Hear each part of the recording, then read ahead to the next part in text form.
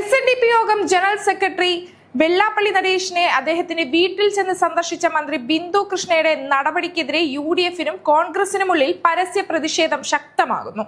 വർഗീയത മാത്രം പറയുന്ന വെള്ളാപ്പള്ളി നടേശനെ വീട്ടിൽ പോയി കാണേണ്ട യാതൊരു സാഹചര്യമില്ലെന്നും മന്ത്രി ബിന്ദു കൃഷ്ണ തന്റെ നടപടി തിരുത്തണമെന്നും യൂത്ത് കോൺഗ്രസ് സംസ്ഥാന ജനറൽ സെക്രട്ടറി VP ദുൽകിഫിൽ ആവശ്യപ്പെട്ടു. മന്ത്രിയുടെ ഈ സന്ദർശനം UDF പ്രവർത്തകരെയും ന്യൂനപക്ഷങ്ങളെയും ആകെ അപമാനിക്കുന്നതിന് തുല്യമാണെന്ന് ദുൽകിഫിൽ പ്രതികരിച്ചു.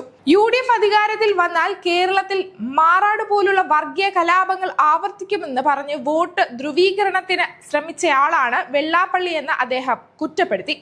മലബാർ മേഖലയെയും UDF-നെ രണ്ടാം കക്ഷിയായ മുസ്ലിം ലീഗിനെയും ലക്ഷ്യമിട്ട് RSS-നേക്കാൾ ഭീകരമായ രീതിയിൽ വിഷം തുപ്പുന്ന നിലപാടാണ് വെള്ളാപ്പള്ളി സ്വീകരിച്ചു പോകുന്നത്.